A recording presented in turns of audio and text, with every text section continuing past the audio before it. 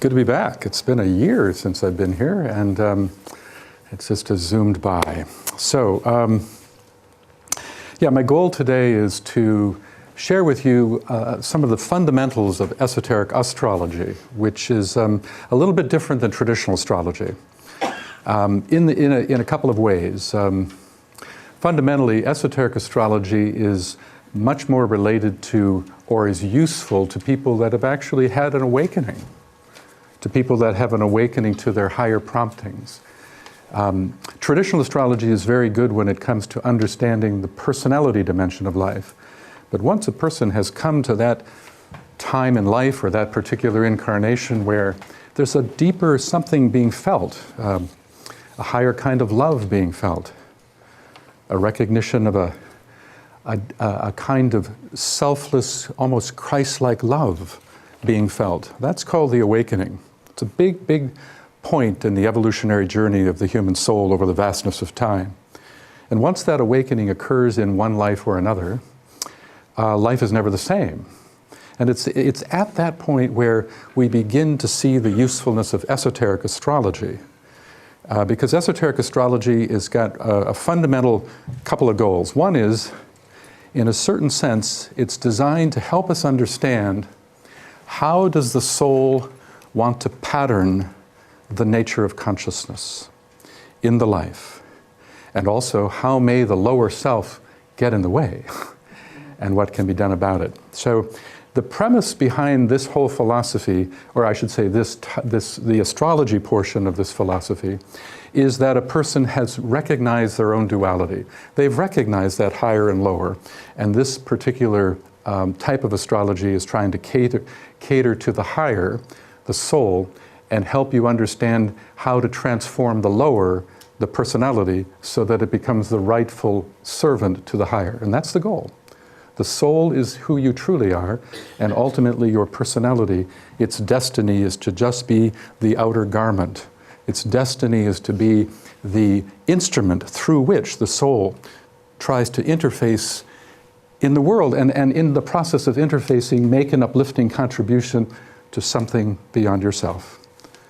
Every human soul wants to serve, and yet we have to recognize it, and we have to understand how the personality needs to conform to its expectations.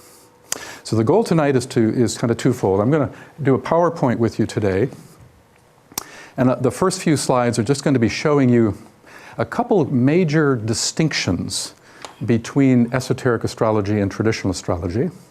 And then I'm going to take you on a journey, and I'm going to take you through the 12 signs of the zodiac, and I'm going to give you a higher understanding of each of these signs.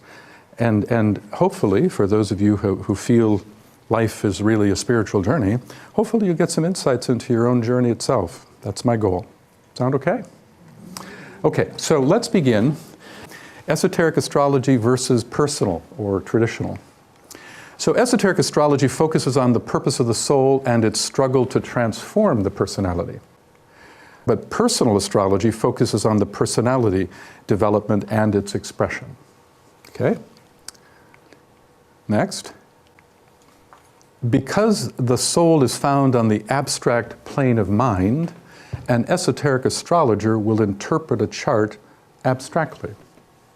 Abstractly. And so you will see, as I go through this, you will see that the language I use will have a more abstract quality to it, because that's why the whole philosophy is abstract. Those of you who have studied Blavatsky and those you know it's very abstract, but there's a reason for that. Because your causal body, your soul, is found on the abstract mental plane, the higher mental plane.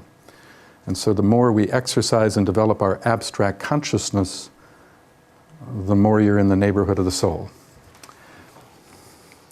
Personal astrologers tend to interpret a chart concretely, at least comparatively speaking.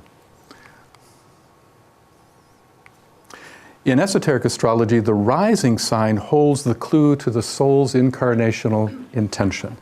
It's an important concept. In traditional astrology, the rising sign, which is the sign that's cresting at the eastern horizon at the moment of your birth, and it's really important in traditional astrology, but when a person has had the awakening, has a deeper sense of their soul call, then the rising sign has a higher meaning, as suggested here. You see, and let me just show you the bottom part. Of the personal astrology, the rising sign reveals the nature of persona and its expression. In other words, the rising sign to a traditional astrologers is that it represents appearance, persona, how you are seen in the world, or how you would like to be seen. Esoteric astrology says, well, yes, until you wake up to that higher prompting. And then this higher understanding of the rising sign is really crucial. You see, the reason for that is that this is the sign that's in the east, and the east is the direction of spirit, and it's rising. So it can symbolize the soul's rising intention. In a way, it's your soul sign. Probably more accurate, though, if I were to say it this way. If you could live the higher qualities of your rising sign, well, that's like a gate right to the soul. So if you don't know your rising sign, I encourage you to learn what it is, okay? Next. Esoteric astrology uses 3 levels of ruling planets for each sign. From this, the spiritual dimension of the sign can be revealed. Now, this is an aspect that there's no way I could fully get into this tonight, but I'll just say this, that I don't know if you know what rulers are. Curious, how many of you are really familiar with astrology? I'm just kind of want to get a feel for it. Okay. Well, you know that every sign of the zodiac has a planet that rules it, which means represents it. And yet, traditional astrology has a tier of rulers that are useful and correct as it pertains to the consciousness of the personality. But there's a higher tier of rulers, and that those planets are often different than the traditional. And it says that it is suggested that those planets hold the soulful vibration associated with that sign. You see, one of the big differences between traditional and esoteric is that traditional astrology has a more monolithic approach, but esoteric astrology takes into account that people are actually at different levels of consciousness, and that has to be included in the nature of the interpretation. 2 people could have exactly the same chart. One is a very young soul and one is a very old soul, and yet often people kind of interpret it the same, but it's far from the same. And that's one of the beauties of esoteric astrology. It takes into consideration the hierarchical dimensions of evolution itself. Okay? So here it is. Personal astrology uses only the traditional rulers. These are useful, but only as it pertains to the personality, not the soul. Okay? All right, a couple more. Esoteric astrology considers the moon to be the major liability of a person's chart, particularly after the age of 35. I'm looking at your faces. Many of you are probably in that category. I know I am too.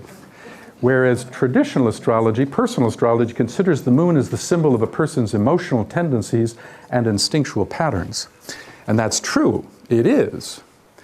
But many times, to the person on the path, the moon can represent instinctual patterns that can actually defeat the soul from being more effective in the life.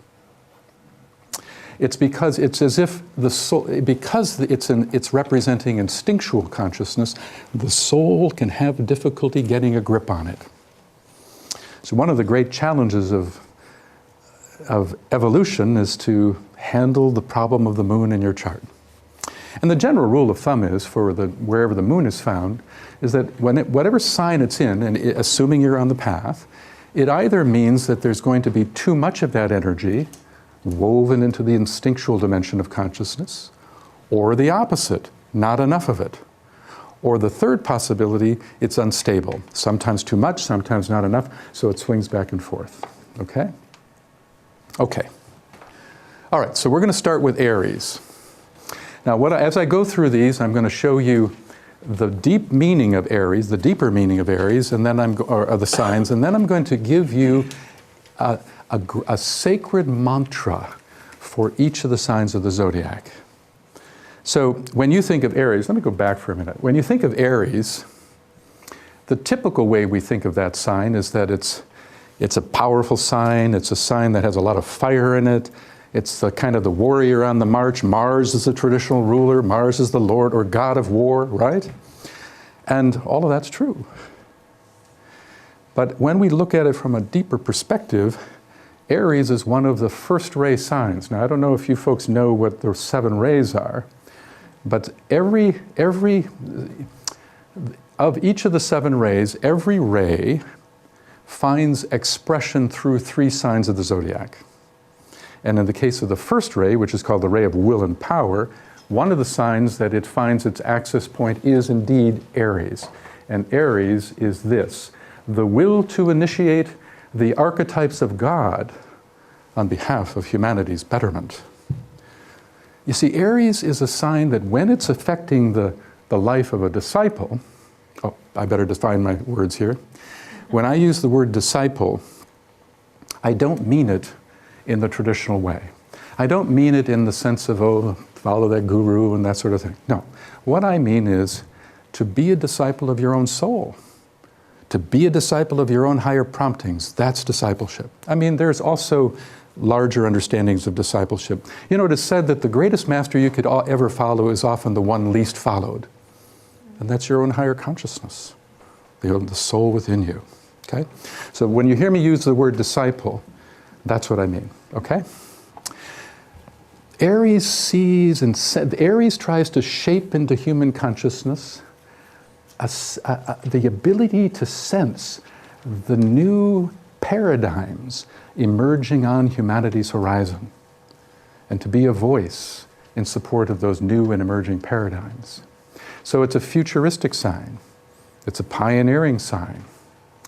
And it's very strong. It's the first sign of Zodiac, very strong because it has to be strong. If you're an Aries individual who's on the path and you sense new ideas and you want to bring them forward, you got to be strong because humanity is governed by inertia.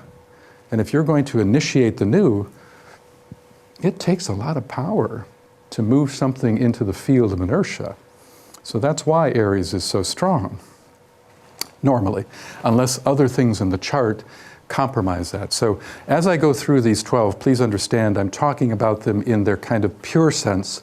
Realize that a chart is very complex and there's many, many other variables that can modify things, but I just want you to understand the fundamentals on a higher level of the signs themselves, okay?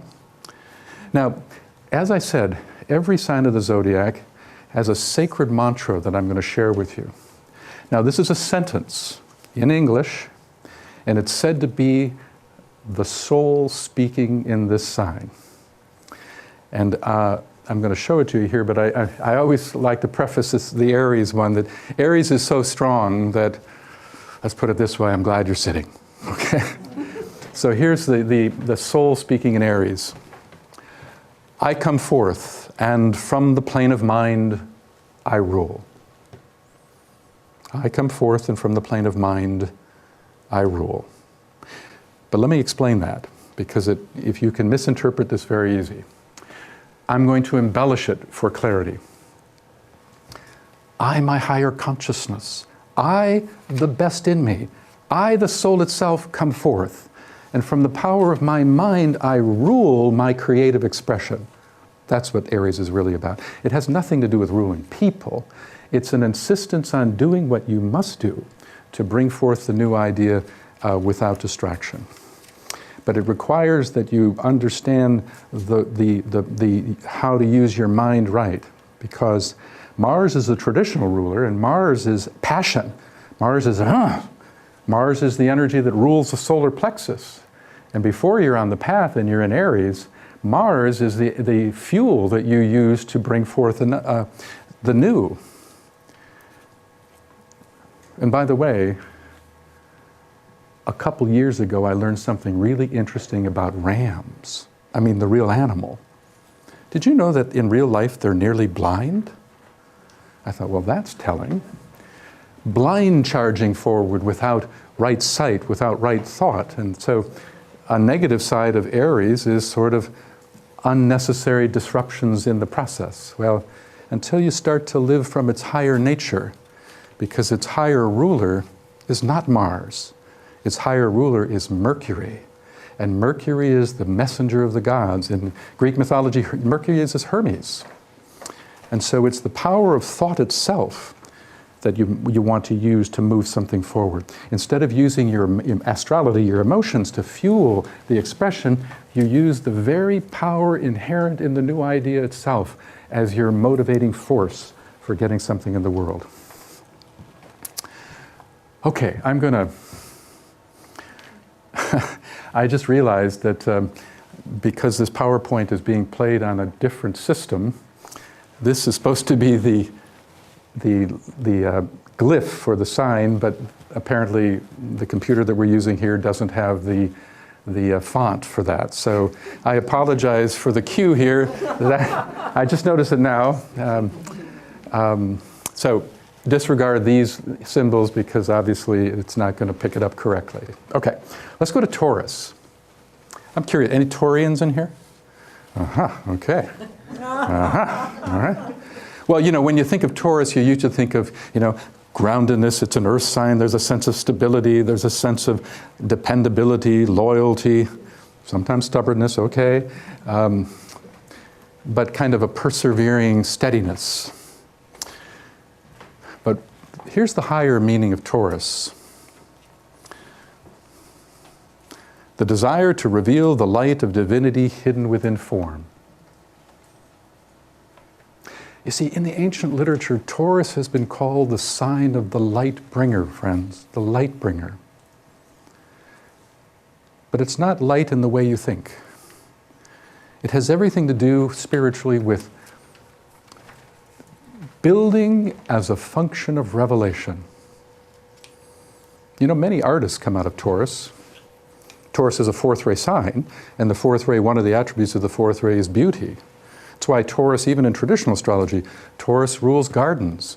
Taurus rules ecosystems. I mean, it's often in May, and May is when everything is coming to life. You can kind of understand why Taurus is connected to beauty. But on this higher level, Taurus has to do with revealing, revelation. Let me use an example just to highlight this. And I think I will use an artist. It's a good way of doing this. Over here we have an image on the wall here in this tapestry, and it's beautiful.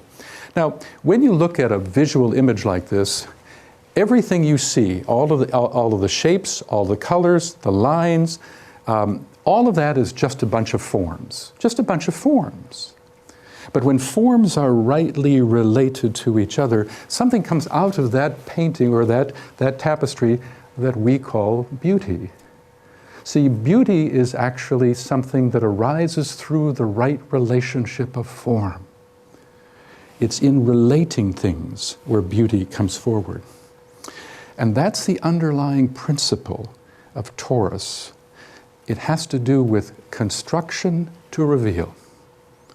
Now, eventually, the Taurian artist, if they are artists, the Taurian artist, discovers something really amazing. They discover that the painting they just created, that painting is actually not creating the beauty.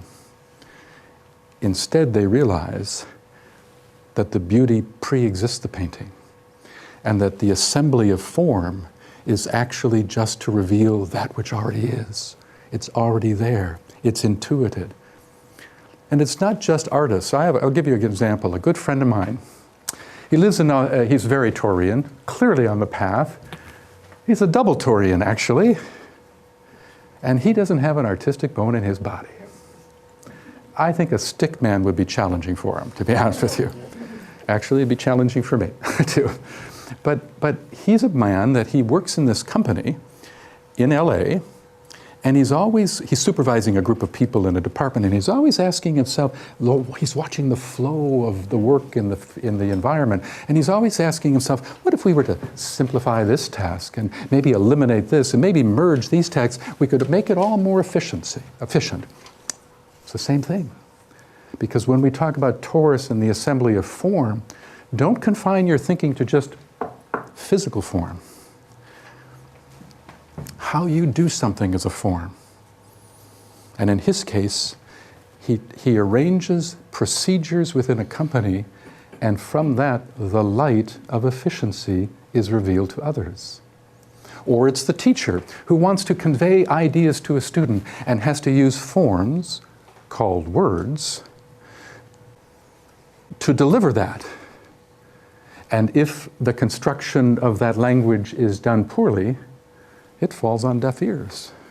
But done well, it's an enlightened realization. That's Taurus. That's Taurus. Taurus is also the sign most associated with the opening of the third eye.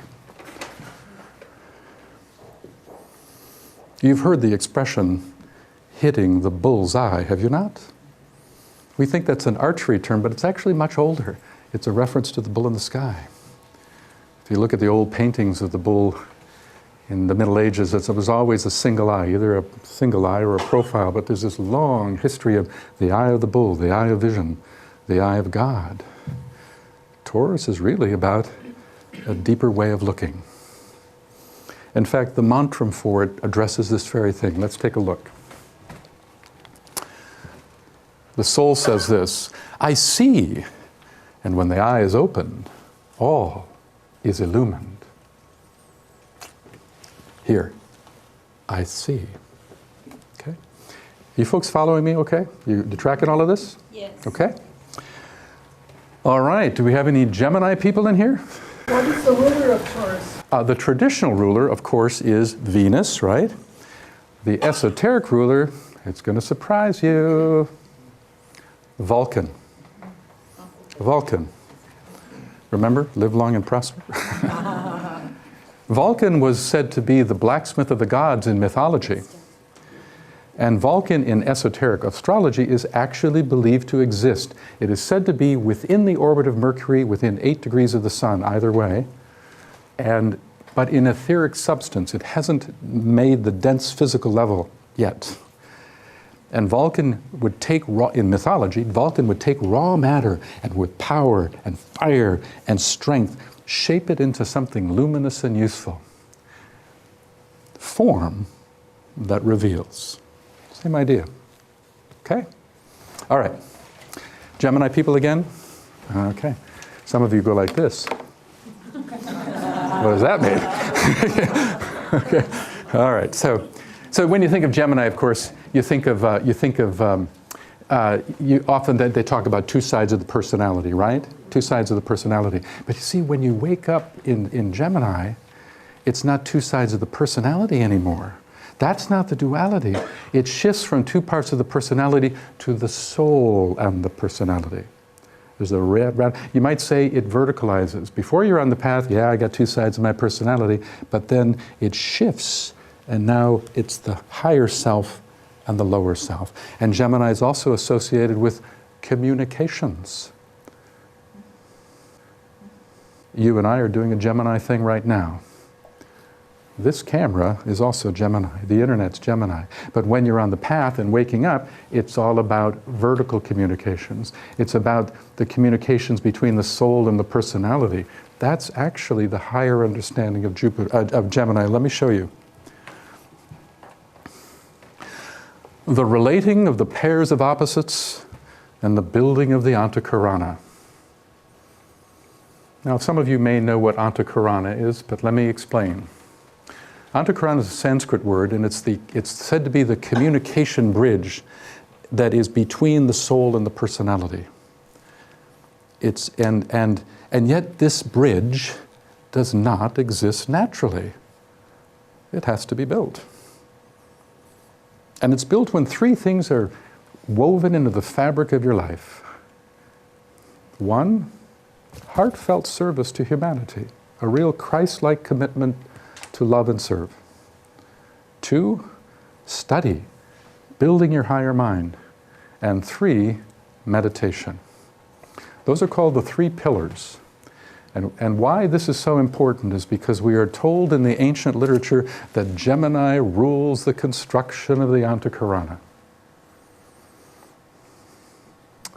Doesn't mean that if you don't have Gemini in your chart, you can't build it. No. because Gemini has a ruling planet. It has a higher and lower ruling planet, and that planet is someplace in your chart. So in a way, one thing you need to know about astrology is, in a certain sense, all the signs of the zodiac are related to you in some way, shape, or form, because all of their representatives are in the zodiac in your chart somewhere, okay? So it's a very, very important, and the key to success when you're on the path in Gemini is to learn to quiet the lower self in order to hear the faint whispers of the soul. Because you see, the soul speaks in faint intuitive whispers. It's all about getting the lower self quiet, which, by the way, is very difficult for Gemini, because it's a mutable sign and the mind wants to go all over the place, and that's the great irony. There's a great irony about Gemini. I always think about this, you know. It's like Gemini people would probably benefit most from meditation, and yet they're the least likely to meditate. But if you can really quiet it down, it's a fantastic sign. Here's the mantra for it. I see my other self, and in the waning of that self, I grow and glow. Let me embellish it for you for clarity. This is the soul speaking in Gemini. I see that busy personality down there, and in the waning of it, which is the quieting of it, I grow and I glow. You see? It's kind of beautiful in a way, isn't it? I think, anyway. The next sign, Cancer. Oh, I'm glad you're keeping me on track, lady. This is good. Okay, the ruler. The traditional ruler is Mercury, right? The esoteric ruler is Venus. Venus. Because Venus, on a higher level, it's all about learning that to think with your heart and to feel with your mind, a reverse pattern. I could really go into it. Okay, let's just, I gotta keep my pace here, but I'll just say this really quickly. Planets are living things, friends. Planets are beings. It's not just this ball of dirt out there. It's a being, it's alive. Just like the earth is a being, it's a god to us. And just as the earth has a soul and a personality, so too does Venus. In fact, Venus is more evolved than our earth. And each of those planetary lives out there, their soul and personality are governed by rays. So when you think of Venus, what do you normally think of? What word would come to mind normally? Love. Love. What ray is love most associated with? Second ray. Quite right. Venus is second ray in its personality nature, but not its soul nature. The soul of Venus is actually fifth ray. Fifth ray. And that's the ray of higher mind. Higher mind. So this is a very complex thing, and I could take you down a lot of roads here, but I'm just trying to give you a sense of understanding that when we think about planets and their influence, we also have to think about their higher influence and their lower influence, okay? Okay, so on to the next sign. Any Cancerians in here, by the way? Aha, okay. A few of you. It's nice that you decided to leave the house and come and join us today. Here's Cancer.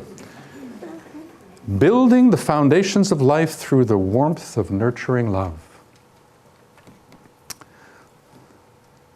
You see, Cancer is an amazing sign when you really get to the deeper part of it. You know, traditionally it's associated with the home and the nest and security, you know, and all. There's a lot of truth to that, all of that.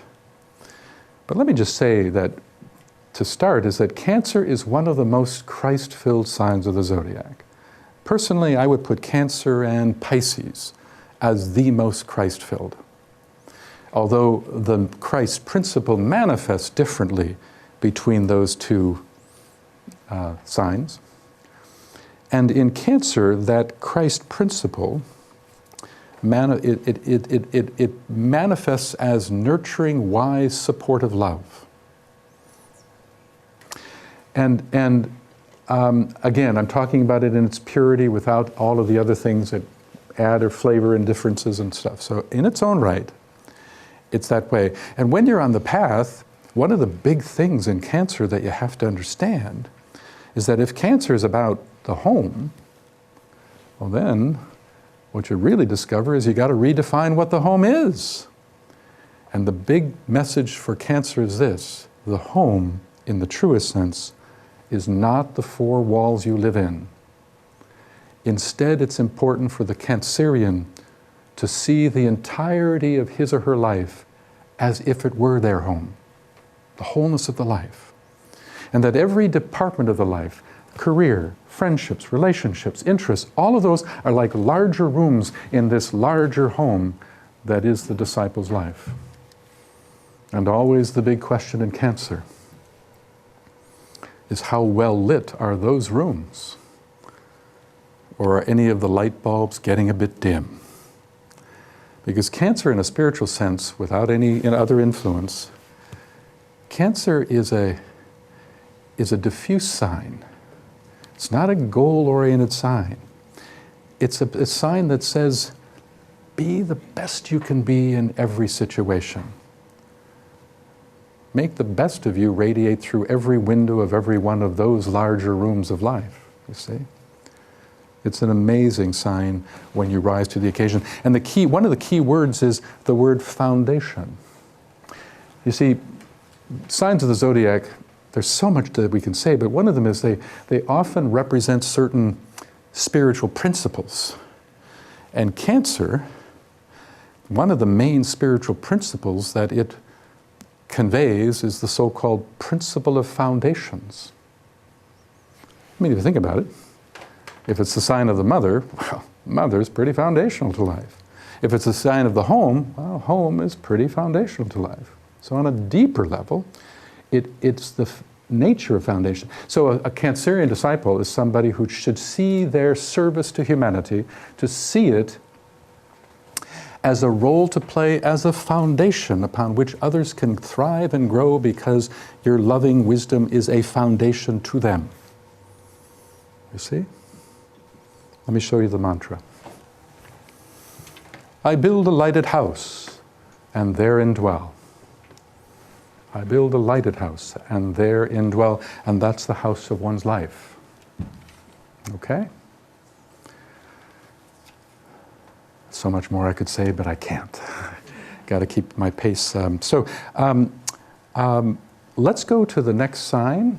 Oh, she is good. She is good. She is good. And keep doing that, because normally this is a 2-hour session, but I've been told I've got to really compress it for time reasons. But I will do these rulers. Traditional ruler is the moon. Esoteric ruler is Neptune.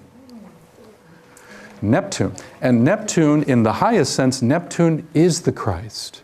If you want to find the Christ in your chart from a planetary spectrum, perspective, look to Neptune. A lot of people talk about Neptune in a negative way. Makes you foggy, leads to depression and all of that. But that's only the lower negative effects when it's working through an imperfect instrument. But Neptune on a higher level is pure, unfettered, Christ-like compassion. So it's higher ruler, okay? Next, Leo, esoteric theme. The will to be the authentic self and the power to convey illumination. Any Leo people in here? Just 2? What's the odds of that? 2, okay. Well, when you think of Leo, you usually think of somebody that is kind of out there, kind of extroverted. You usually think of Leo as in traditional, there's an old joke about Leo, there's an old joke. The joke goes like this: you can always tell a Leo, but you can't tell him much, And I have to be honest with you, I'm a Leo, so I have a right to tell the joke, okay? But we are told that the first ray, it's another first ray sign, and it brings in the will in 3 ways, spiritually. The first is the so-called will to be, the will to be. You see, in the deepest sense, friends, Leo is all about finding yourself. Every Leo person should be asking the question, who am I? Who am I? Who am I? And of course, that's a working hypothesis. I mean, if you were to be asked that question 10 years ago, you'd probably answer it a bit different than you would now, you see? And so one of the big interesting things about Leo is that, it's symbolized by the lion, right? The lion. But here's the big surprise. There's actually 2 lions in Leo and not 1. 2 lions. The traditional lion is the lion as the self as personality, where the higher, the other lion, is the self as soul with a capital S. Both are selves. Both are centers of identity. The lower lion, that's the lion that most astrologers will attend to. When the lower lion loves the limelight, what's really going on there? That's really the personality that's saying to itself, hey, this must be who I am because this is what everybody loves. But the higher lion, that self doesn't need accolades from the environment to validate itself. The higher lion is all about standing in one's authenticity, without inflation, which would be egoism, or deflation, which is diminished self-esteem. It's to stand in what is. In fact, the mantra for it is here. I am that, and that am I. It's the shortest of the 12, short and to the point. But let me embellish it for you. I am that quiet point of beingness deep within, and that's who I am. But as I said, it brings the will energy in 3 ways. The second way is the so-called will to lead. Leo is one of the leadership signs. Many Leos are natural leaders. Not all, by the way, so I'm making broad generalizations, but many are good leaders, naturally. And the other is the so-called will to illumine, the will to illumine. You see, Leo is also one of the teaching signs, friends, one of the teaching signs. Quiz question. What object in the sky rules Leo? The sun. Well, so it may have something to do with bringing light to things, you see? And to now address what I know she's going to ask me, Leo is one of the signs, there's only a couple of them like this, where the ruler is the same on the higher and the lower. It is also the sun. It is also the sun. Okay? Think about it. The sun is the center of our solar system. It's the centralizing force for the life of our solar logos. The whole solar system is also an entity in its totality. And even though we look at the Earth and say that's a god, the solar logos is nature to planets. Those are chakras within it. So our planet is a chakra within the larger entity. But that solar logos, that sun, is the center power for the whole solar system. And when we say to ourselves, I want to find myself, what I'm really saying is I want to find my center. It kind of makes sense that the sun would be the symbol of it. Okay? Let's go on to Virgo. Before I do, when you think of Virgo, you usually think of things like, oh wait, how many Virgos are in here? Be precise.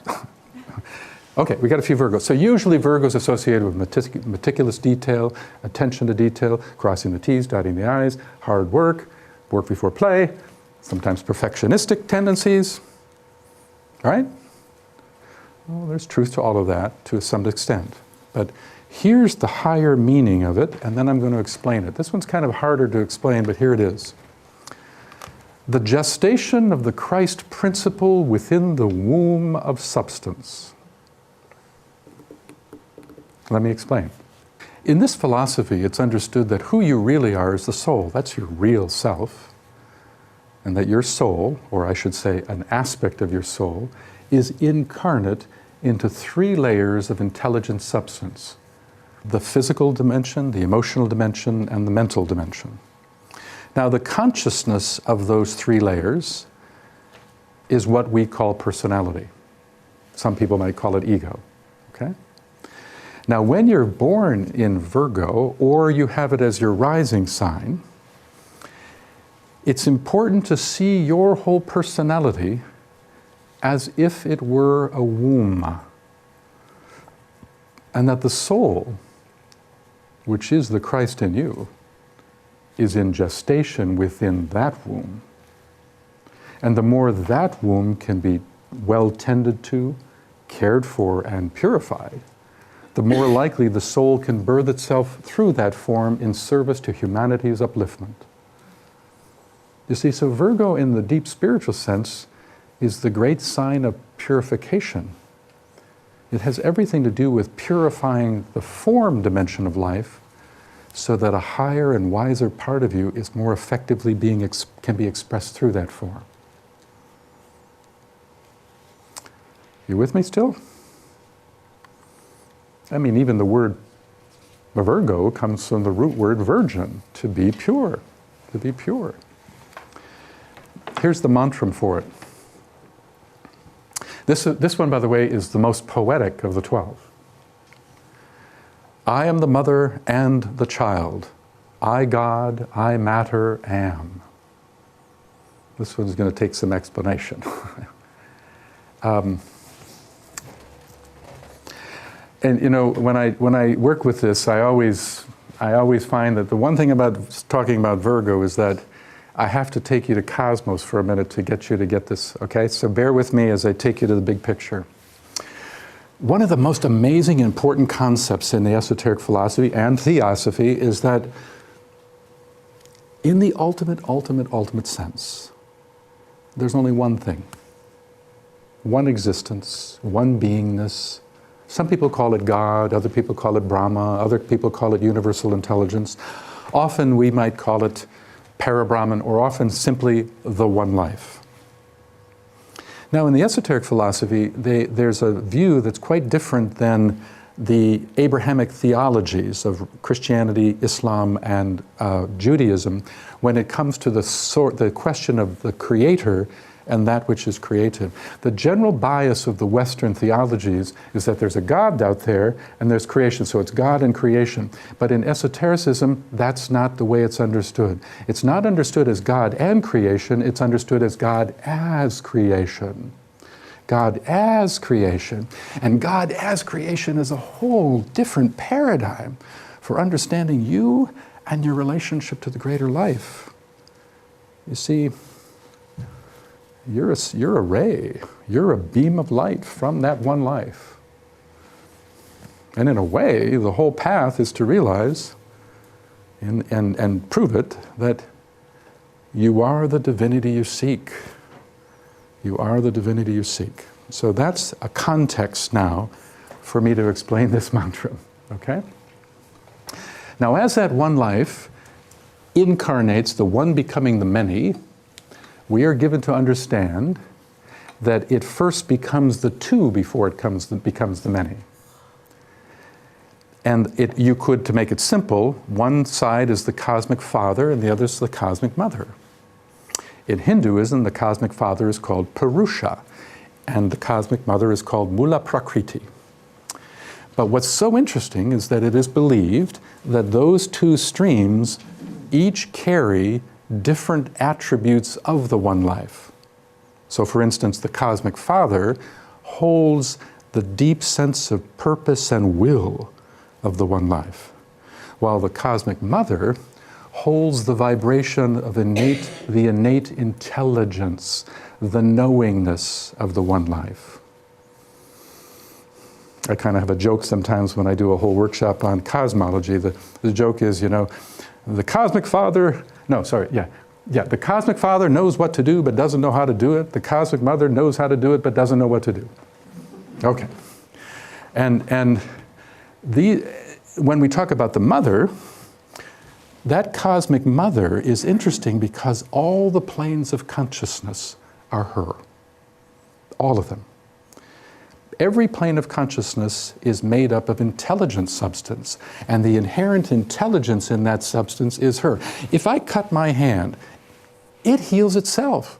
I didn't do a thing. It heals itself. That's an intelligence. That's her. If I have an emotion, it could be a base emotion, or it could be a lofty emotion. but I'm experiencing the intelligence of emotional substances within my emotional body. That's her. If I have a thought, I'm experiencing the assembly of mental substance, and the product of that assembly is the thought itself. That's her. Wisdom, that's her.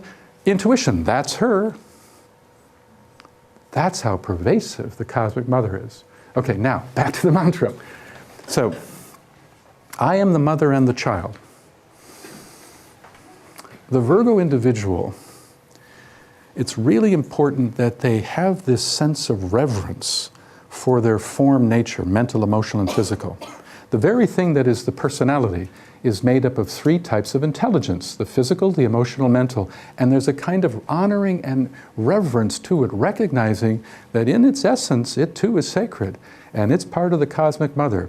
So there's a sense of recognizing, honoring, and somewhat identifying with the Cosmic Mother, but also the child. Now, what's the child? The soul, the Christ in you. I am the mother and the child. I, God, meaning I, the soul, I, matter, am.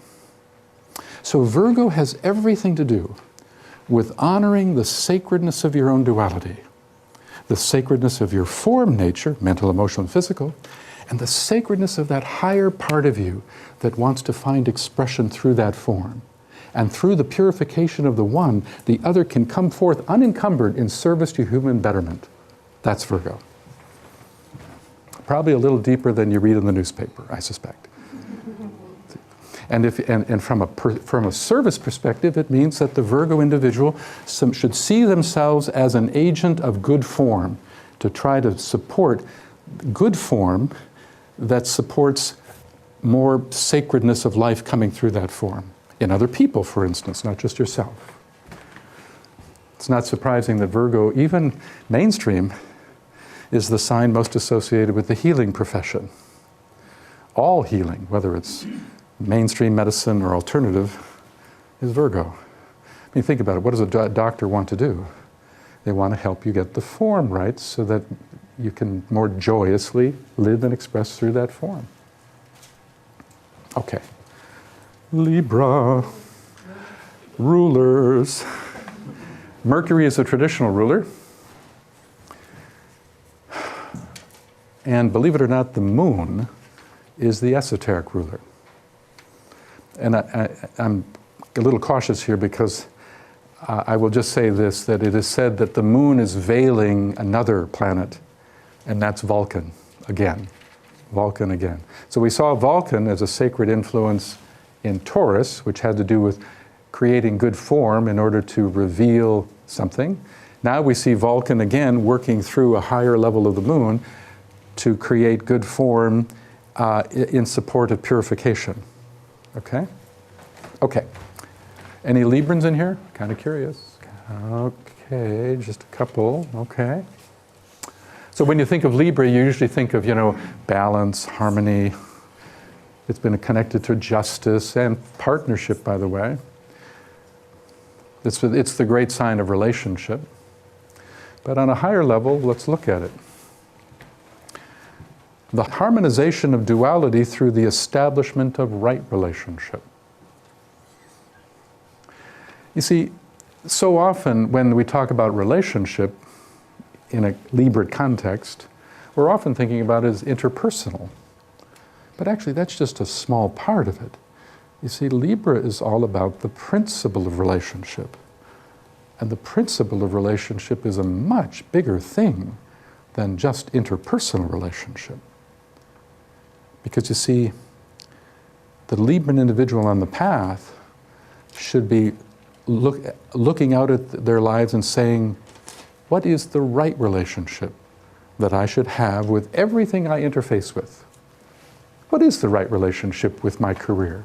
What is the right relationship to have with my friendships, with my interests, with my partner, with Mother Nature, with the chair I'm sitting on?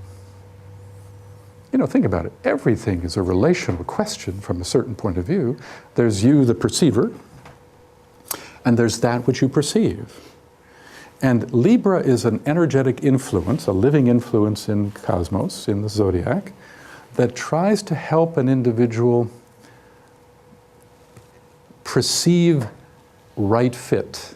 What is the right fit to have here? Okay?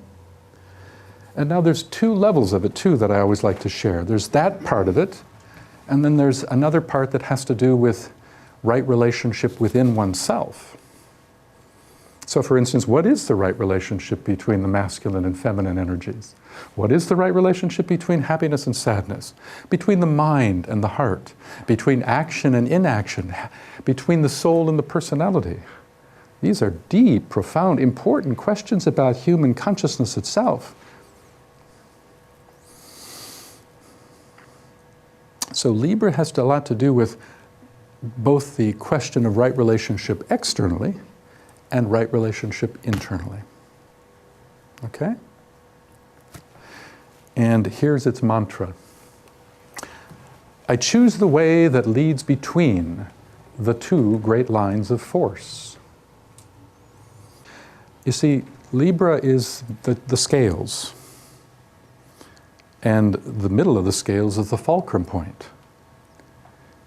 And the two great lines of force is any duality the Libran individual is facing, whether it's the duality of the heart and the head, whether it's the duality of your personal life and your spiritual life, whatever duality you're faced with a question, Libra says, I choose the way that leads between the two great lines of force. It's not surprising, therefore, that Libra is one of the signs that rules the religion of Buddhism. Two signs of the zodiac rule the religion of Buddhism. One is Taurus, and the other is Libra. You know, Taurus, the Buddha was born in Taurus. He was actually enlightened in Taurus, and he even died in Taurus. And the most sacred full moon is the Taurian full moon, which is called the Wesak moon. Are you familiar with that? That's always the Taurian full moon. And Taurus, on a lower level, on a traditional level, is about desire, really. Taurus is about acquisition, money, comfort. But on a higher level, it's about transformation of desire, leading to spiritual aspiration, which then in turn leads to illumined living. But what the Buddha said was, he said, all suffering is due to desire. That's what he said.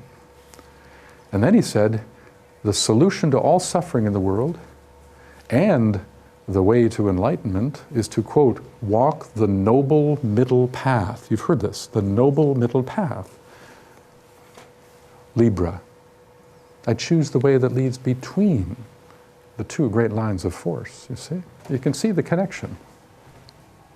Okay. Scorpio, where are they? Aha. Oh, rulers. Oh, I thought you were saying you were Scorpio. No, okay. So the rulers, okay, this is going to be a tricky one to share with you. The tradition of Venus, right? The esoteric or the higher is Uranus. And it's kind of surprising unless you really understand why. The reason is this, and without getting too deep into this, when the soul evolves over the vastness of time and incarnates hundreds of times, before you wake up, it is said that your soul is involuting into form, into substance. Meaning, it's like you're getting deeper into materiality and identification with form. And I have this strange image that I always picture of, it's like, I think of a bottle of wine and a cork and a corkscrew. You're incarnating and you're penetrating into form, okay? And then what happens is, in some incarnation, it is said that the individual will have become a strong ego and have done it all, would have satiated all things, would have experienced wealth, would have achieved every kind of ego gratification thing possible, and yet when they get to that point, there's still this realization, something's still missing.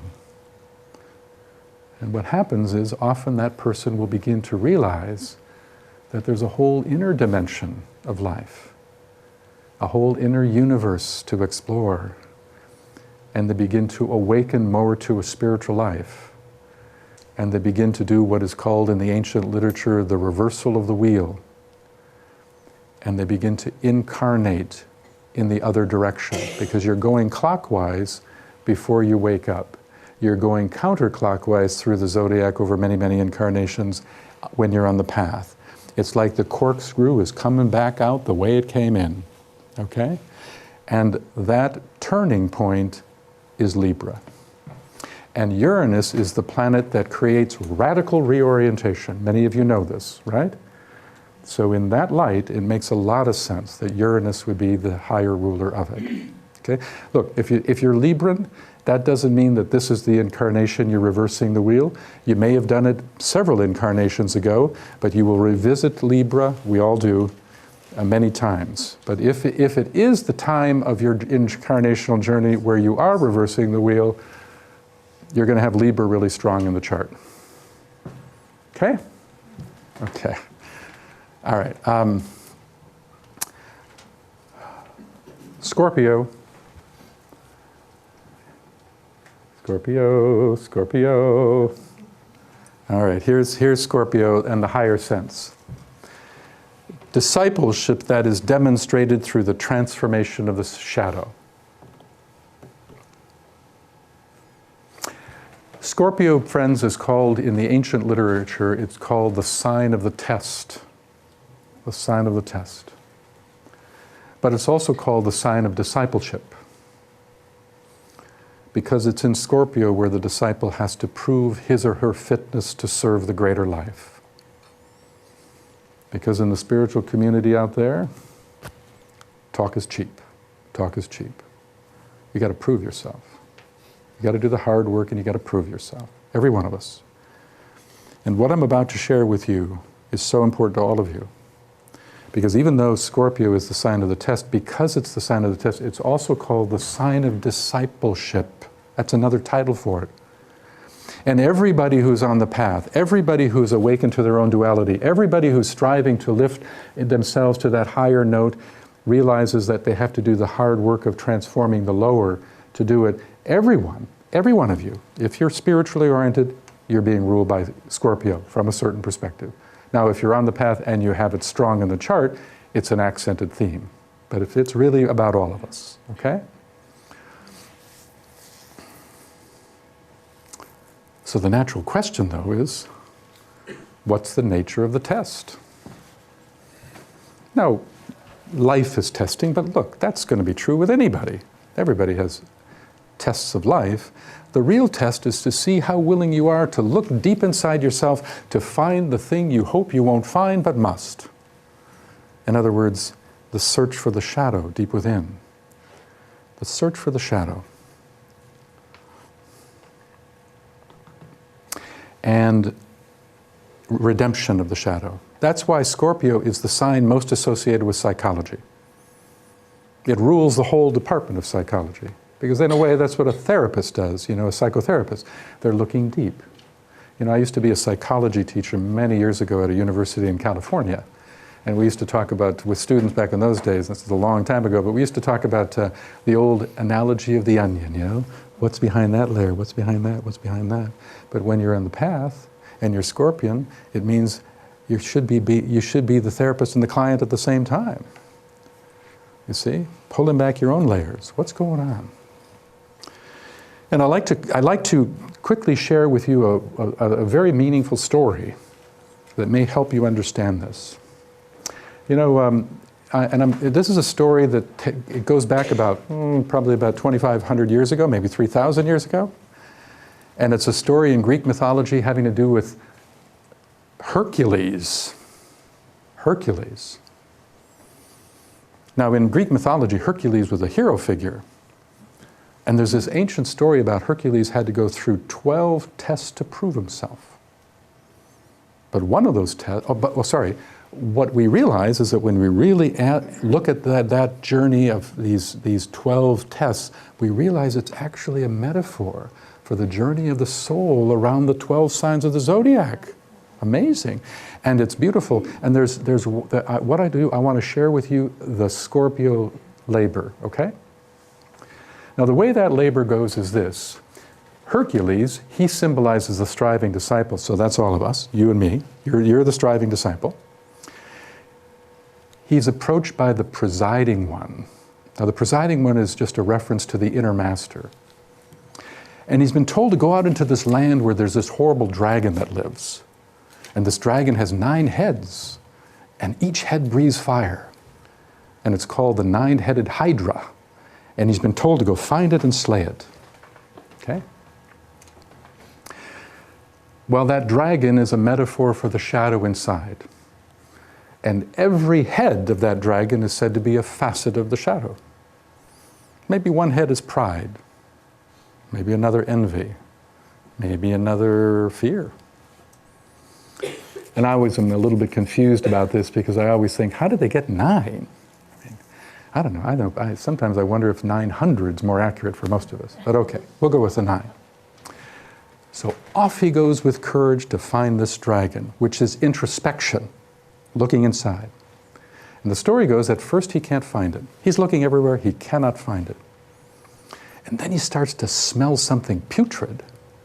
And he thinks to himself, maybe I better follow my nose. So he follows this smell for 7 miles. And he comes to this disgusting swamp.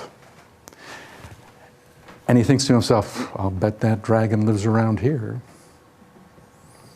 And he looks across the pond and he sees a cave on the other side of the pond. And he peers into the cave and he sees the rump of the dragon. And he says to himself, aha, I found the enemy, but now I've got to wake it up because I've been told I have to slay it. So he yells at the dragon, but it doesn't wake up. So then he takes a log and he throws this log and he hits it, but still it doesn't wake up.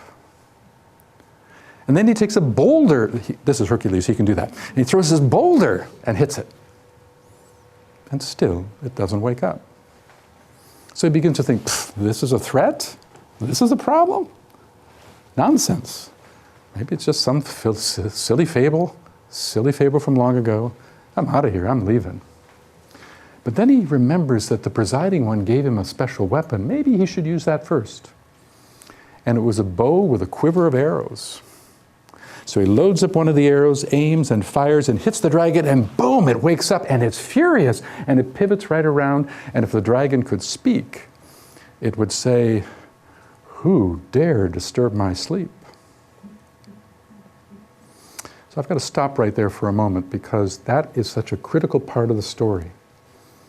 Because you see, in the mythology of it, those arrows have a name. They're called the arrows of aspiration. And that's crucial. Because what it means, friends, is this. It is only when we truly aspire to live according to our higher promptings that that's what wakes up the dragon in any of us. You know, there's something about the more you strive to that higher, wiser part of yourself, the more you become aware of everything inside you that seems to prevent you from getting there. And that's the dragon. Or the Christian might call it the devil within. Or Carl Jung, the psychologist, would call it the shadow. And in esotericism, it's called the dweller on the threshold. So for the masses of people out there, sleeping dragons. It's running the show. But for the disciple, should be wide awake. You know, I teach this philosophy in 9 countries around the world. I have a lot of students. And I tell everybody, I said, look, if you don't see your dragon, there's something wrong. I mean, if you're really, really striving to live from your higher nature, you should be aware of the things inside you that get in the way. You see? So just quickly, I'll tell you how the story ends with Hercules on this one. This dragon comes thrusting across the pond to attack him, and one of the heads breathing fire comes down to get him, and he takes out a sword and he cuts off the head. But then to his surprise, 2 sprout where one was. And he goes, oh shit. Or perhaps the Greek equivalent of oh shit. Okay? And then another head comes down, cut, sprout, cut, sprout, cut, sprout. So this is getting bigger and bigger and stronger and stronger. And he's falling back in dismay and fatigue. He's never lost a battle before, and he's losing big time here. Well, what does that mean to any of us? It means that you can't deal with your dragon in conventional ways. None of us can. You can't repress it. You can't cut it out of you. You can't deny it, nor can you project it. You know what projection is? I see it out there because I can't see it in myself. But often a person will go through all of those things. It doesn't work. Sometimes makes it much worse. Okay? So then what happens is, as he's falling back in dismay, he suddenly remembers something. He remembers that when he left on the journey long ago, the presiding one leaned over and whispered a clue in his ear. And he had forgotten until that moment. And the clue was this: we rise by kneeling, we gain by yielding. That was the clue. And at that moment he realized his mistake. And he drops his armaments, and he kneels in supplication to this hideous creature, which, remember, is just a part of himself. But in the kneeling and the yielding, a flashing intuition crossed his mind that he'd never had before. And that was to reach down under the Hydra into the mud, and with his mighty strength, lift it out of its rootedness and matter, and hold it high into the sunshine. And that's what he did. And to his surprise, the whole thing began to shrivel up and die, right in his hand. In that story, the sun, the light of the sun, is symbolic of the light of the soul itself. It's all about learning that the more you can lift your consciousness to a higher place deep inside you, the more the soul itself can begin to repattern the dragon's patterns of consciousness and transform it. I remember many years ago, one of the countries I teach in is New Zealand, and maybe 15 years ago I created a whole meditation for that group based upon identification of a dragon head you want to work on, and how to bring it in deep into meditation and have your higher consciousness over time slowly repatterning it and transforming it. That's why, by the way, this is the great sign of transformation. Transformation of the shadow. Here's the mantra: warrior I am, and from the battle I emerge triumphant. But it's a warrior over your lower nature. It's a warrior over your shadow issues. Scorpio is a tough sign, friends. It's a tough sign. But it's also the sign of the fast track. You evolve faster through Scorpio than any other sign. It's just a bit more painful. Okay? Ruling planet. Traditional ruler is Pluto. Esoteric, well, the highest ruler, I'm going to use the highest ruler here for a reason, is actually Mercury again. In that case, the story itself has it. In the case of when Hercules was trying to kill it with the sword, that's Mars and Pluto. When he gave up the sword of Mars and Pluto, what happened? He had a flashing intuition into his mind. That's Mercury. You see? Even in the story, we see the transition from Mars and Pluto to Mercury. Okay? Sagittarius, anybody in here? Okay, we got some Sagittarius. All right. Here it is. The quest for meaning and the aspiration to strive toward one's vision. Look, Sagittarius is an interesting sign. It really is. You know, it's the archer, right, who's shooting the arrows. And what's so interesting about Sagittarius is that, by the way, those arrows are the same. The arrows of aspiration. In the story of Scorpio, that labor of Hercules is actually about how your shadow is revealed because you're aspiring, but in Sagittarius itself, it's literally about aspiration. It's literally about vision. Sagittarius is always spiritually about visioning of, aspiring toward, aiming at. But it's a sign that, you know, it's in traditional astrology even, it's said to rule philosophy and religion and travel on a more mundane level. But on a higher level, of course, it's the travels of the mind. And there's a strong curiosity factor in Sagittarius. I think what else I'd like to say is this about Sagittarius. Sagittarius is a sign where the key to success is to have a steady aim. Because one of the great challenges of Sagittarius is that because the curiosity factor is so strong, many Sagittarians, instead of aiming right at their vision, they aim like this. Oh, what about, whoa, whoa, whoa, shooting arrows all over the place. And so many Sagittarians, if they're not careful, they never get to their vision because they are victimized by unbridled curiosity. In some of the ancient literature, a great master once said this: the Sagittarian disciple must learn to become the one-pointed disciple. One-pointed, going right to the vision. Not to the right of it, not to the left of it, but right to the vision. And in a way, you become the arrow itself. It's as if the wholeness of the life is impassioned toward a singular vision in service to humanity. Of course, the vision has to be that. Whatever your spiritual purpose is, if it's not about upliftment of something beyond yourself, then it's not soulful, it's personality-based. And then one-pointed, one-pointed. Okay? Now, it too has a sacred mantra. Let me show you that. I see the goal, I reach the goal, and then I see another. Too many Sagittarians modify it. I see the goal, but hey, look what just crossed my path. I think I'll check it out first. Steady as she goes, steady as she goes, steady the aim. Okay? Okay? And when the Sagittarian can steady the aim and really, really commit themselves with one-pointed focus, they can move mountains. Okay? All right. I'm picking up the pace a little bit. The next sign, ruler. Traditional ruler is Jupiter. But the esoteric ruler, this will really surprise you, is the Earth itself. Which is an amazing thing, because traditional astrology doesn't even use the Earth. And I think, wow, what an oversight, huh? What an oversight. The Earth is a living entity. Why wouldn't it have some kind of rulership relationship? But what that really means is that when you're really going to live a spiritual life in Sagittarius and aim to the vision, it means you have to literally remain grounded enough and really kind of walk the talk in a true way on Earth, in realness. You know, these three signs are really important.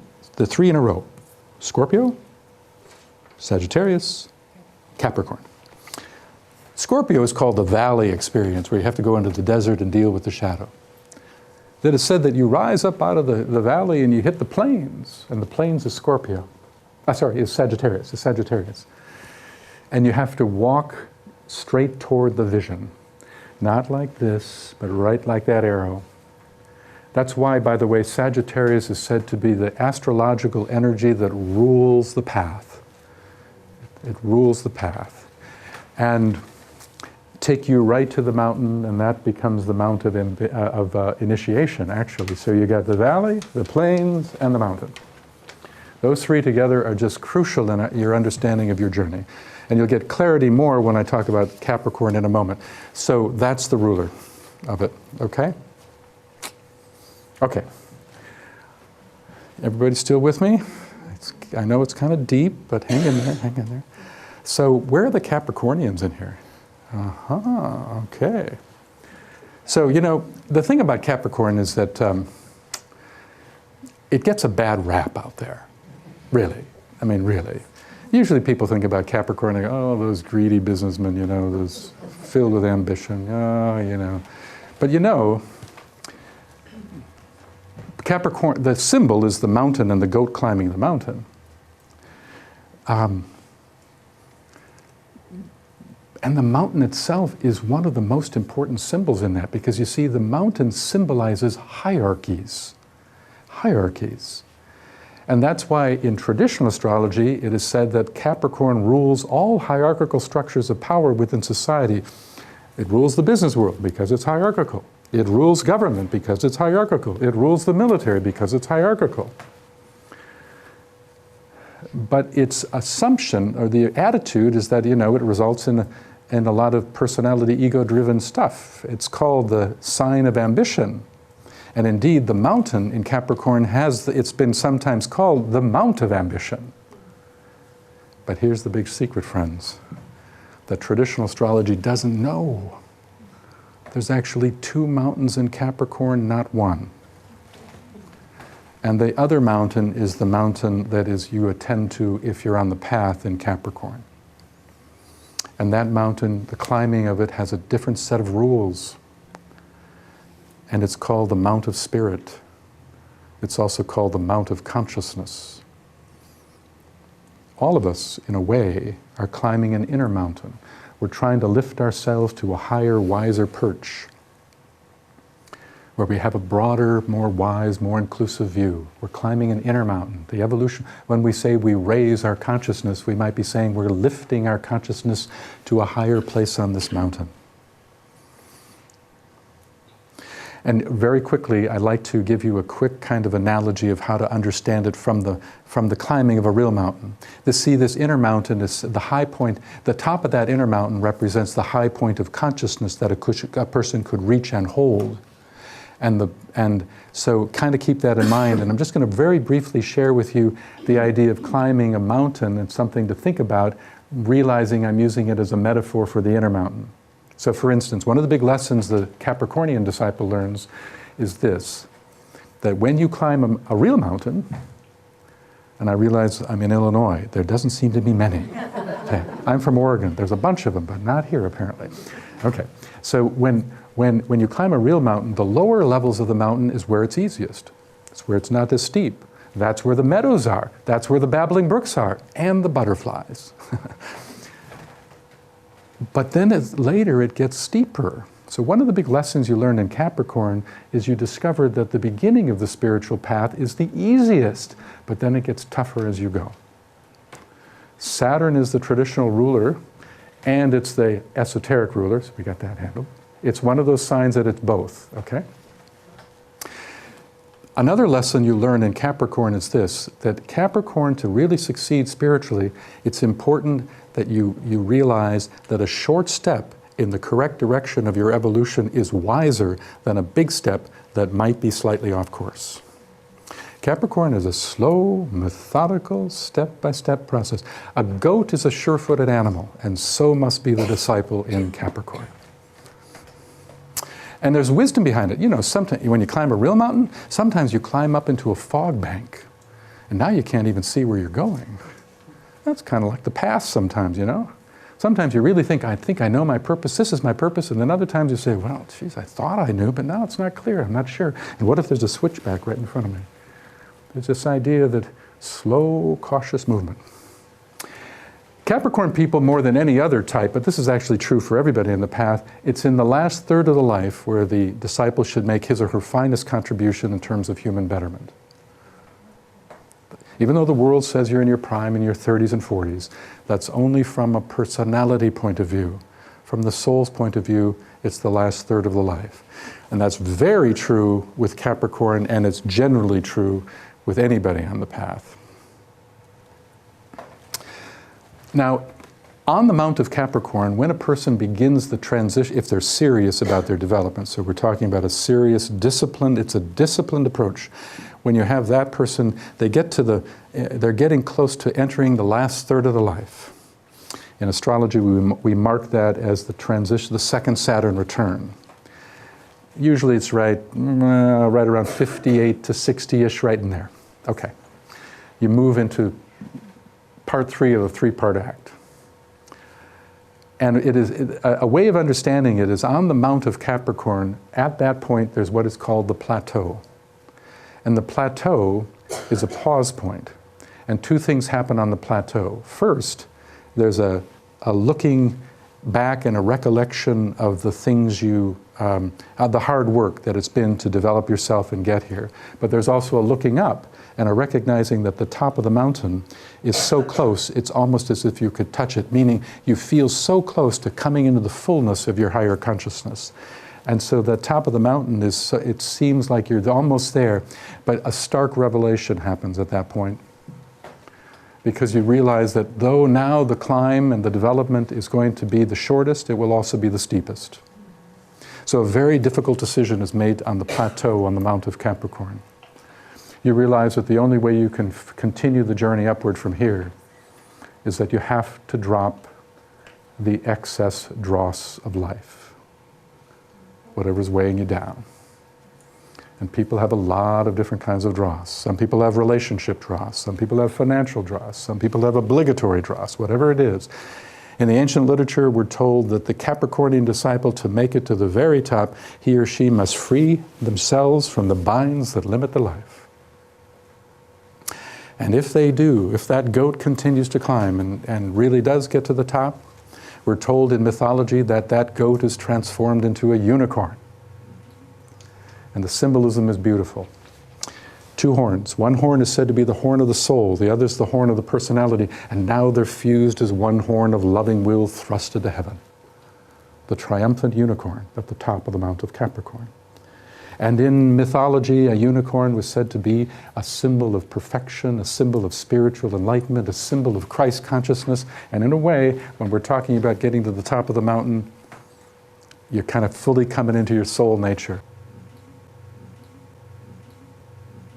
Spiritual initiation and the will to achieve on behalf of the soul's purpose is the main theme. My apologies, I should have showed you this earlier. Spiritual initiation, because Capricorn rules all initiations. All initiations. At the top of the mountain, whatever. By the way, every life you get a taller mountain. Okay. All right. So, having that in mind, and I want to make sure that you, if you're writing notes, you get this. Here is the mantra that I want you to see. Because it's at the top of the mountain where the mantra for Capricorn is most relevant, although it does have relevance on the way up. Lost am I in light supernal, yet on that light I turn my back. It's very enigmatic. But what it's trying to say is this. The word supernal is a word you don't hear too often, but it means divine. Like the light of God is said to be supernal light. But the light of your own soul is also called supernal light. And now you're at the top of the mountain and you feel like you're really living the fullness of your higher consciousness. It's a good lost. It's, I'm there. I don't feel like I have to strive to become something higher than I'm at. This is my high water mark, and all I want to do is merge into the all.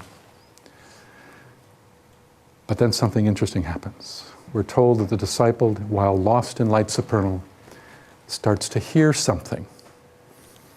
And when listening closer, realizes that it's a cry. And when listening even closer, realizes it's a cry coming from the bottom of the mountain. And it's the cry of suffering humanity. So what happens is the disciple at the top of the mountain will eventually do what is called the pivot on the pedestal, and will make a 180-degree pivot and turn, and commit to carrying the light of love and the light of wisdom down the mountain, into culture, into civilization, and make a practical, uplifting contribution to the betterment of something. You see, Capricorn is one of the signs that's trying to cultivate what we call the practical mystic, the capacity to inwardly reach for the stars and keep your feet on the ground. You see, you are the mountain, friends. The high point of the mountain, the top of the mountain, simply represents the high point of consciousness that you can reach and hold. And the bottom of the mountain is the world of practical service. Lost am I in light supernal, yet on that light I turn my back. Martin Luther King was Capricorn. And he said, I've been to the mountaintop. He knew. Okay? I'm running out of time. I got to pick up the pace. I got 2 signs to go. Ready? With the next, you got this, you got the rulers, okay? The next sign is, of course, Aquarius, right? Here's the theme for Aquarius. The giver of life through a recognition of the unity underlying diversity. Aquarius is a sign that has everything to do with unconventional thinking. It has a lot to do with thinking something from outside the box, so to speak. Aquarius has everything to do with being willing to stand on the fringe. Because you see, Aquarius is the other sign of the zodiac that has to do with sensing the new paradigms on humanity's horizon and to be a voice in support of those new and emerging paradigms. Remember, Aries was the other one that was very much, I see the new paradigm. Aquarius and Aries are the visionary pioneer energies. However, they tend to do something different with it. Aquarius says, I see the new vision and I want to bring it out to the world and I'm going to find people to collaborate with to do it. Where Aries says, I see the vision and like it or not, I'm going to bring it forward even if it's by myself.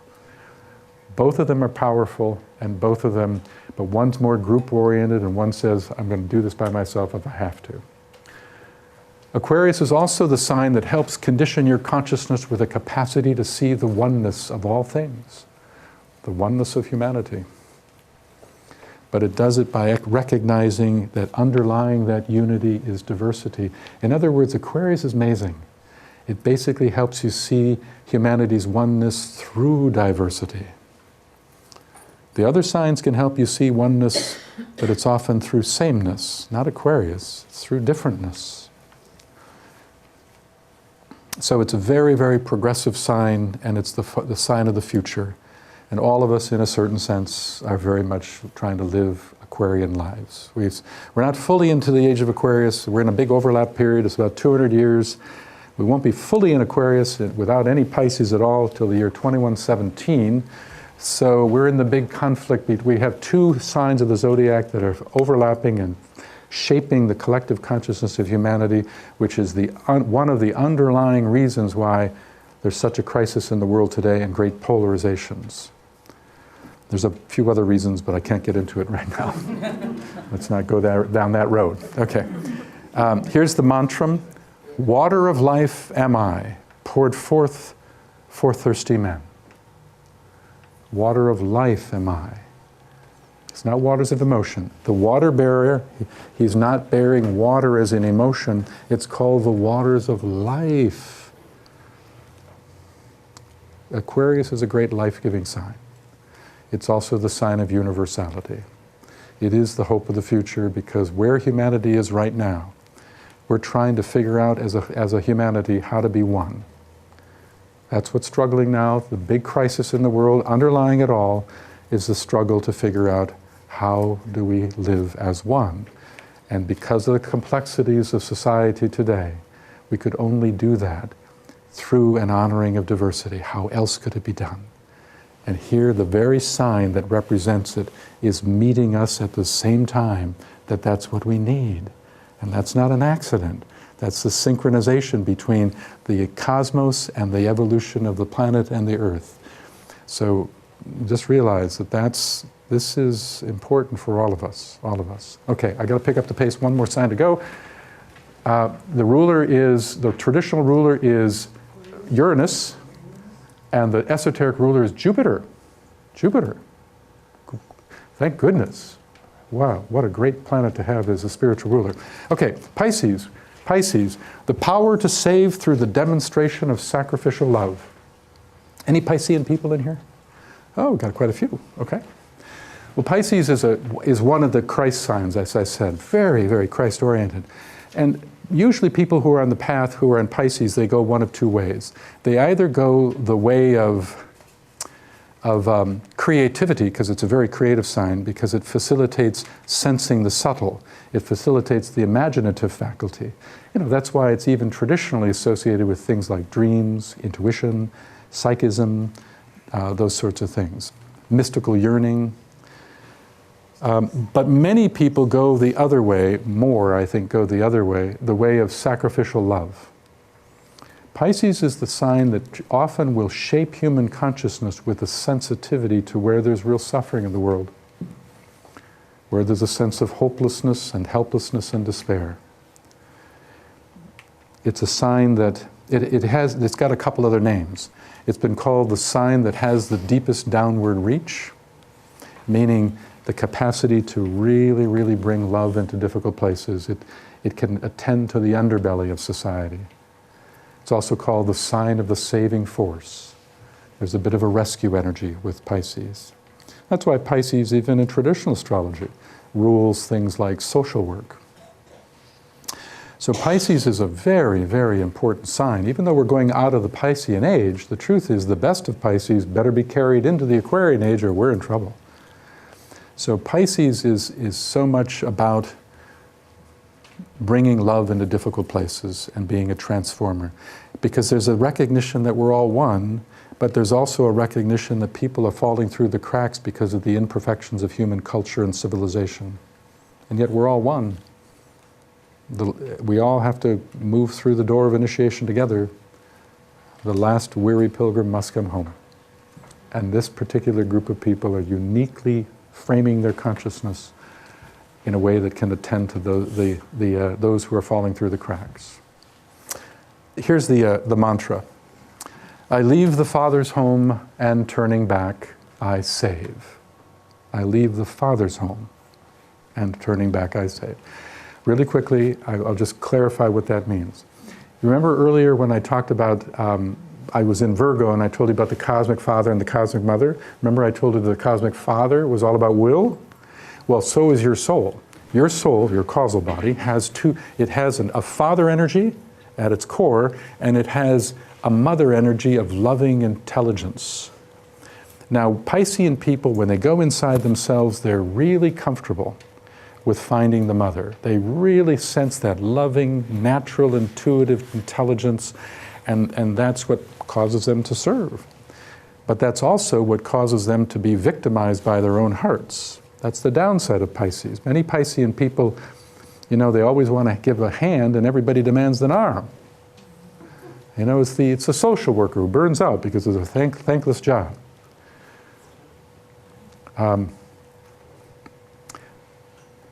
Many Piscean people, they're people that often will become victimized by their hearts.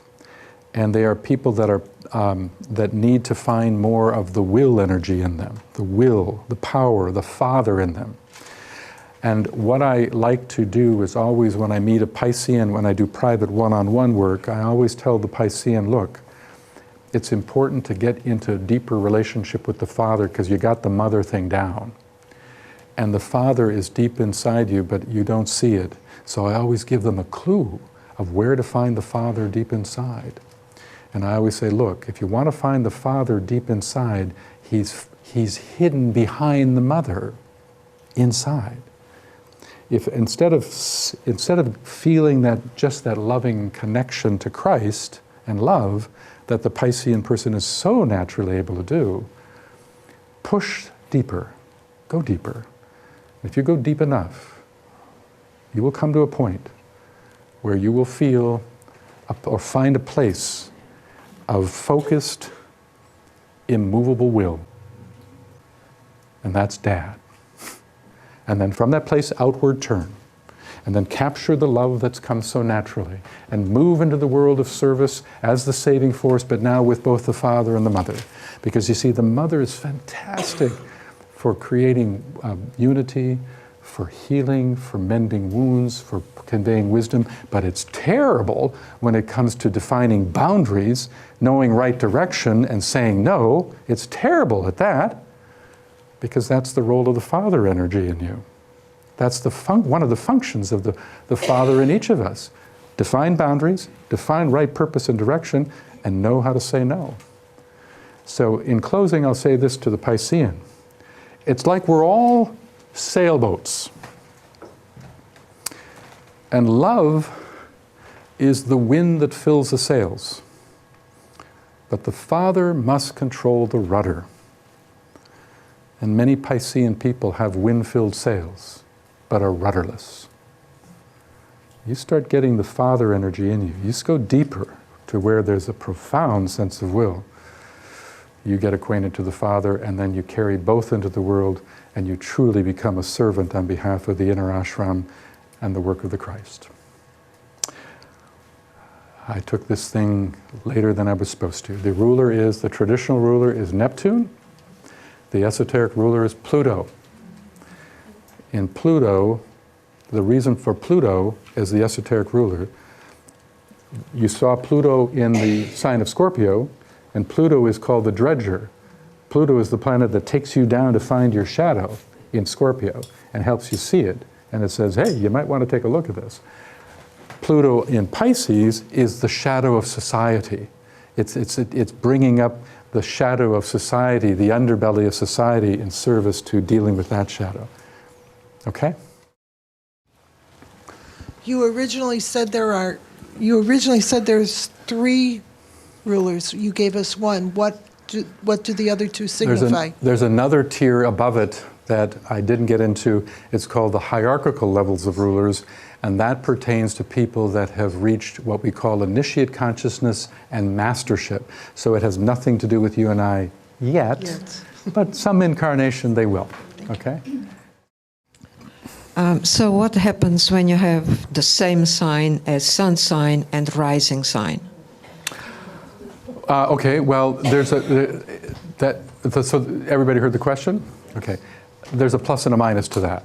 The plus is that the rising sign can often represent the soul's deeper intention, as I said, and the birth sign can often represent the personality nature that it needs to express through. Now, when they're the same sign, the good news is that means that there's a natural relationship, natural energetic affinity between the two. The downside to that is that it's harder to distinguish one from the other. If they're different signs, it's sometimes clearer to recognize which is the soul note and which is the more day-to-day consciousness note. So there's a plus and a minus, you know. Yeah. At the beginning, you said something about the rising sign. Yes. And its importance in relation, not in relationship to, but as opposed to the birth sign. Right. Does that mean that all of this that we talked about the birth sign, has less of an influence than the rising sign? Okay, yeah, let me try to, I'm going to make it a simple little model for you to think about, okay?